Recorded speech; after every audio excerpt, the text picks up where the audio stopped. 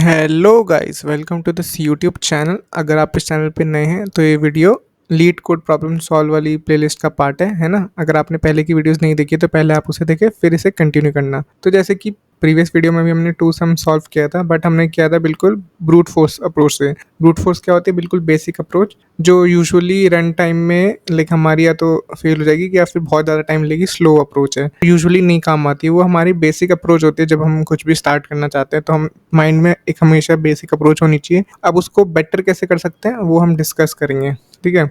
तो उसमें हमने दो फॉर लूप्स लिए थे, इसकी वजह से वो बहुत ज़्यादा टाइम ले रही थी। फॉर लूप के अंदर एक फॉर लूप था, है ना। तो इस वीडियो में हम यूज़ करने वाले हैं मैप का। ऑर्डर्ड मैप जो होती है हमारी सी प्लस प्लस में, एक ऑर्डर्ड मैप होती है। उस वो बेसिकली क्या है, डिक्शनरी की फॉर्म में की वैल्यू पेयर, है ना। की वैल्यू पेयर के फॉर्म में डेटा स्टोर करेगी। तो ये हमारा usually O of one the complexity searching की फास्ट होती है। तो हम यूजुअली इसको यूज़ करते हैं अगर हमें कुछ भी ऑपरेशन सर्चिंग वगैरह का करना होता है, अगर फास्ट है ना। तो इसलिए हमने एक अनऑर्डर्ड मैप बना लिया है।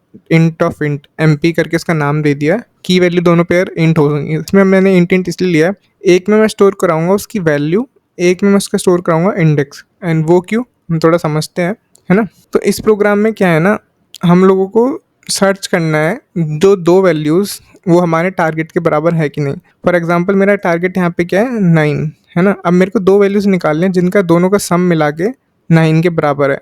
और इसने हमें बोल दिया कि एग्जैक्टली वन सॉल्यूशन है। तो हमें एक सॉल्यूशन मिल जाएगा, तो उससे ज़्यादा सॉल्यूशन सर्च करने की ज़रूरत नहीं है, ओनली वन सॉल्यूशन है। तो वो भी हमें सब क्लियरिफाई है। एंड हमें हमेशा सॉल्यूशन मिलेगा, ये भी इसने क्लियर कर दिया है। एंड हम कोई भी ऑर्डर में आंसर रिटर्न कर सकते हैं। तो लाइक ये हमें बेसिकली इजी करने के लिए सब कुछ, तो क्योंकि फर्स्ट क्वेश्चन है ना लीड कोड, तो इसने क्या किया हुआ है, हमें एक एरे लिया हुआ है 2 7 11 15। इस तरीके से इसने एक एरे ले लिया है। एंड हमारा टारगेट 9 है। दो नंबर ऐसे ढूंढने हैं जिनका सम मिला के 9 है, उनके हमें इंडेक्स रिटर्न कर देना है। तो इंडेक्स हमेशा 0 से स्टार्ट होता है, 0 1 2 3 इस तरीके ना। तो इसलिए हमें इंडेक्स रिटर्न कर देना है। हमारा आंसर ये होना चाहिए। तो प्रोग्राम लिखने से पहले हमेशा क्या होना चाहिए ना, कि हमें बेसिक पेन एंड पेपर पे हमें क्लियर होना चाहिए कि हम क्या बना रहे हैं एंड क्यों बना रहे हैं। कभी भी हमें डायरेक्ट कंपाइलर पे कोड नहीं लिखना चाहिए। तो आई होप प्रॉब्लम तो आपको क्लियर हो गई। अब हम सॉल्यूशन पे मूव करते हैं। तो ये तो क्लियर हो गया होगा ना, की वैल्यू पेयर है। तो मैंने इसको थोड़ा सा यहाँ पे लिखा हुआ है पेंट में आपको समझाने की। मैंने क्या यहाँ पर एरे ले रखा है जो मैंने वहाँ पे आपको दिखाया था, 2 7 11 15 इस तरीके से मैंने ले लिया। और एक मैंने एक टारगेट ले लिया 9, है ना, जो हमने वहाँ पे लिया हुआ था। और मैंने की वैल्यू पे लिख दिया, जो एम पी हमारा डिक्लेयर्ड है उसको ये डिफाइन करता है। तो जो भी हमारी वैल्यूज़ होंगी इसमें स्टोर होंगी। इतना क्लियर हो गया होगा ना। एंड इंडेक्स क्या है एंड नम इंडेक्स क्या है? तो बेसिकली इंडेक्स जो 0 1 2 हमारे इस एरे के चलेंगे एंड उसमें क्या वैल्यूज़ है हमारी नम इंडेक्स में, वो हम लिखने के लिए क्लियर रहेगा। तो जैसे स्टार्ट करते हैं 0 इंडेक्स से। फॉर एग्जाम्पल 0 इंडेक्स पे क्या है हमारा 0, यहाँ इंडेक्स 0 हो गया। एंड नम ऑफ इंडेक्स क्या है हमारा 2। इतना तो क्लियर होगा। तो हमारा प्रोग्राम क्या करना चाहिए, हमने 2 निकाल लिया है तो हमारा नंबर हो गया। टारगेट -2 सर्च करेगा। तो टारगेट है हमारा 9, तो 9 -2 7।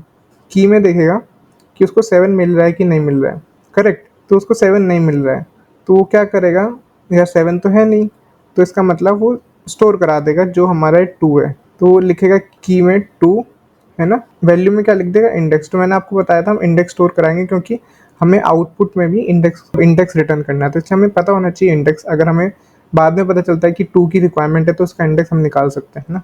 नेक्स्ट पे मूव करते हैं इंडेक्स 1 पे। तो नम ऑफ इंडेक्स ये क्या है 7। तो हम टारगेट 9 है, 9 - 7 कितना होता है 2। तो हम क्या चेक करेंगे, 2 चेक करेंगे एम पी के अंदर हमारे पास 2 है कि नहीं की में। तो हम जैसे ही चाहेंगे तो हमें मिल जाएगा 2, कि 2 तो है, उसकी वैल्यू 0 है, 0 इंडेक्स पे है। तो हम क्या रिटर्न कर देंगे, जो हमारा करंट नंबर है, नम ऑफ आई का इंडेक्स। तो ये इसका इंडेक्स क्या हो जाएगा 1 और इसका इंडेक्स क्या हो जाएगा 0। तो 0, 1 हमारे रिटर्न हो जाएंगे, है ना। क्लियर होगा ना। इस तरीके से हम एम पी का यूज़ करने वाले हैं अपने कोड में। मैं दूसरा एग्जांपल से समझाता हूँ। जैसे इसी में हम चेंज कर देते हैं और क्लियर करने के लिए। अगर मान लो कि हमारा टारगेट 9 की जगह 17 होता, है ना, 17 होता तो हम क्या करते, 0 पे जाते इंडेक्स पे, तो हमें यहाँ 2 मिलता। हम 17 - 2 5 सर्च करते, 5 नहीं मिलता हमें की वैल्यू में। तो हम क्या लिखते, num2 की वैल्यू में इंडेक्स में 0। नेक्स्ट पे जाते 1, नम ऑफ 1 क्या मिलता हमें 7। 17 - 7 10। तो 10 है नहीं है, तो वो दोबारा इस वैल्यू को एंटर करता है एमपी में, तो 7:1 इस तरीके से, है ना। फिर वो इंडेक्स 2 पे आता, इंडेक्स 2 में क्या मिलता है उसको, 11, तो 17 माइनस 11 कितना होता है, 6। तो वो की में चेक करता है 6 है कि नहीं, 6 नहीं है, तो वो दोबारा वैल्यू एंटर कर देता है 11 के साथ इंडेक्स 2।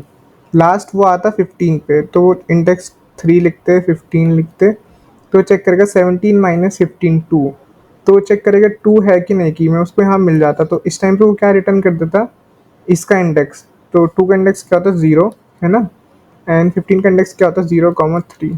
तो ये हमारा सॉल्यूशन डिफरेंट हो जाता। तो आई थिंक आपको ये वाला पार्ट क्लियर होगा। अब हम इसको कोड में लिखते हैं, ठीक है। कोई भी डाउट हो तो आप कमेंट सेक्शन में पूछ सकते हैं लाइक लॉजिक में क्या है। तो हमेशा ऐसे हमें बेसिकली पहले एक लॉजिक बनाना है और उसको ड्राई रन करना है ना। तो ये आप सबको क्लियर हो गया होगा, है ना। तो राइटिंग को थोड़ा इग्नोर करना है यार, ठीक है। अब मूव करते हैं लॉजिक वाले पार्ट पे, करेक्ट। अब मैंने यहाँ पे जैसे आपको समझाया था एक अनऑर्डर्ड मैप लिया हुआ है जिसका मैंने एमपी नाम डिक्लेयर किया हुआ है। तो अब हम इसको यूज़ करेंगे। फर्स्ट हम क्या करेंगे, फॉर लूप चलाएंगे, क्योंकि हमें अब जो हमारा नम वाला एरे उसको पढ़ना है ना। सबसे पहले तो हमारा वही रहेगा, तो हमने आई 0 से चलाएंगे, नम का जो साइज़ होगा उस तक हमारा चलेगा। इसके ब्रैकेट्स हो गए, इतना तो क्लियर हो गया होगा, है ना।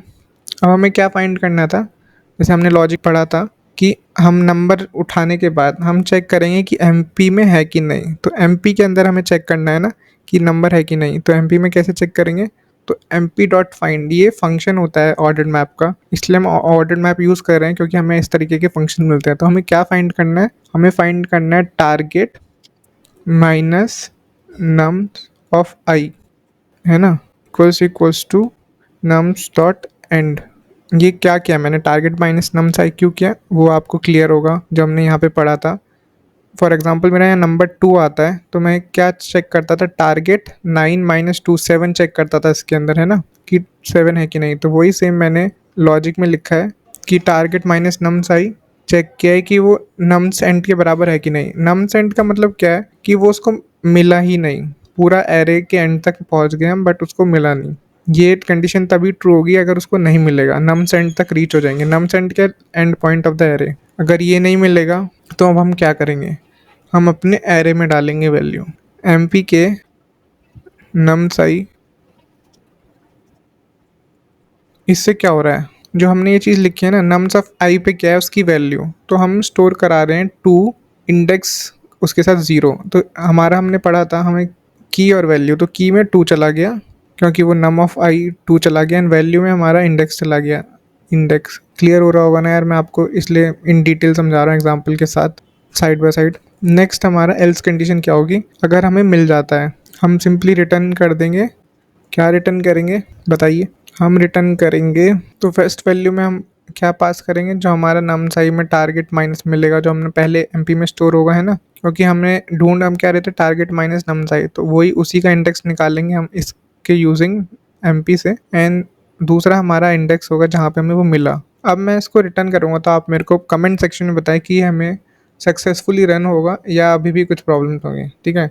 वीडियो पॉज करके कि आपको क्या लगता है यहाँ पे एरर आएगा या कम्प्लीटली रन हो जाएगा, हम पास हो जाएंगे, ठीक है। अब मैं इसको रन करके देखता हूँ। नहीं देखा, इसमें मैंने क्या भारी मिस्टेक करी थी वो मैं आपको बताता हूँ। मैंने नम्स डॉट एंड किया, नम्स डॉट एंड नहीं करना था, हमें एमपी डॉट एंड करना था।